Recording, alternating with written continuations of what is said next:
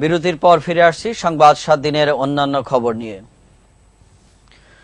প্রধানমন্ত্রী শেখ হাসিনা বলেছেন, যুদ্ধাপরাধীদের বিচার প্রক্রিয়া দ্রুত সম্পন্ন করতে গেলে বড় ধরনের ভুল হয়ে যেতে পারে। তাই ৭১-এর মানবতা বিরোধী অপরাধের বিচারের ব্যাপারে সবাইকে ধৈর্য ধরার আহ্বান জানান তিনি। বুধবার রাজধানীর আগারগাঁয়ে মুক্তিযোদ্ধা জাদুঘরে নতুন ভবনের ভিত্তিপ্রস্তর স্থাপন করে প্রধানমন্ত্রী একথা বলেন। ফেরদৌস আরেফিনের রিপোর্ট। স্বাধীনতার ৪০ বছর পর শুরু হয়েছে ৭১-এর মানবতা বিরোধীদের বিচার প্রক্রিয়া। অনেকেই দ্রুত বিচার সম্পন্ন করার দাবি তুললেও এ বিচার নিয়ে তাড়াহুড়া করা ঠিক হবে না বলে মন্তব্য করেছেন প্রধানমন্ত্রী শেখ হাসিনা। দ্রুত বিচার প্রক্রিয়া সম্পন্ন করতে গেলে বড় ধরনের ভুল হতে পারে এমন আশঙ্কা করে সবাইকে বিচারের জন্য ধৈর্য ধারণের আহ্বান জানান তিনি। অনেকেই অধৈর্য হয়ে যাচ্ছেন, অনেকেই ভাবছেন এখনই বিচার হয়ে যায় না কেন, কিন্তু একটা কথা স্মরণ রাখতে হবে যে ৪০ বছর পরে আমরা এই উদ্যোগ নিয়েছি। এখানে যদি একটু ভুল হয় তাহলে কিন্তু আমাদের জন্য সর্বনাশ হবে। আর এটা এমন বিষয় না যে আজকে আমরা দুজনকে ধরলাম, অমনি বিচার করে শাস্তি দিলাম আর এখানে শেষ হলো, তা কিন্তু না। আমি মনে করি যেটা অব্যাহত থাকতে হবে। যখন যেখানে যতভাবে আমরা পাবো যুদ্ধাপরাধীদের সন্ধান, মানবতা বিরোধীদের সন্ধান, এই বিচার চলবে। মুক্তিযোদ্ধা নামধারী অনেকেই ইতিহাস বিকৃতি ষড়যন্ত্র করছে উল্লেখ করে প্রধানমন্ত্রী মুক্তিযুদ্ধের বিকৃত ইতিহাস চর্চা থেকে নতুন প্রজন্মকে রক্ষার জন্য সকলের প্রতি আহ্বান জানান। প্রকৃত ইতিহাস থেকে জাতিকে প্রজন্মের পর প্রজন্মকে বঞ্চিত করা হয়েছে।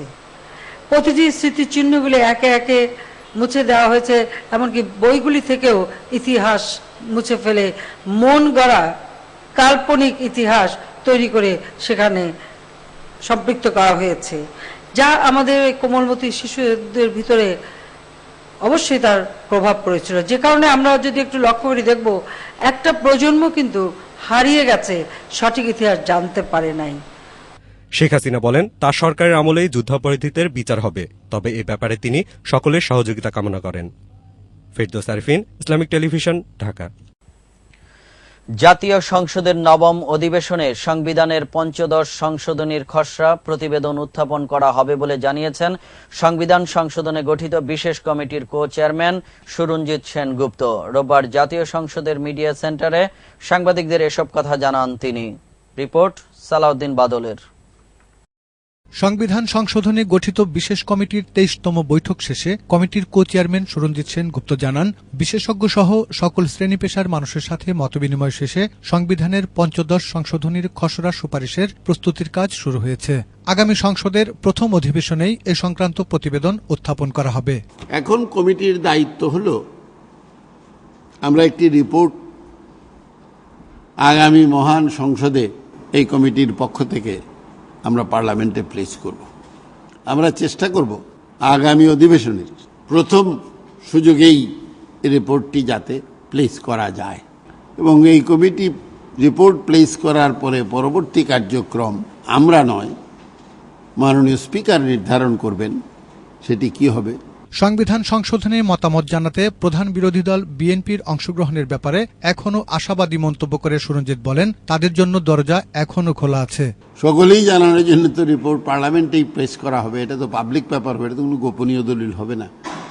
সেখানে আমরা আশা করব বিএনপি যদি এখনও না আসতে পারেন তাহলে সংসদে দিলেও তারা আসতে পারবেন, আর না পারলে সেটা তাদের সমস্যা। জাতীয় ঐক্য প্রতিষ্ঠায় সংবিধান বিশেষজ্ঞ, আইন প্রণেতা, গণমাধ্যমের সম্পাদকবৃন্দ, সুশীল সমাজের প্রতিনিধি, সংসদে প্রতিনিধিত্বকারী রাজনৈতিক দল ছাড়াও ব্যক্তিবিশেষের মতামত নিয়ে বৈঠকে আলোচনা হয়েছে। তবে প্রধান বিচারপতিদের মতামতগুলোকে প্রাধান্য দেওয়া হয়েছে বলে জানান কমিটির মুখপাত্র সুরঞ্জিত সেনগুপ্ত। সালাউদ্দিন বাদল, ইসলামিক টেলিভিশন, ঢাকা।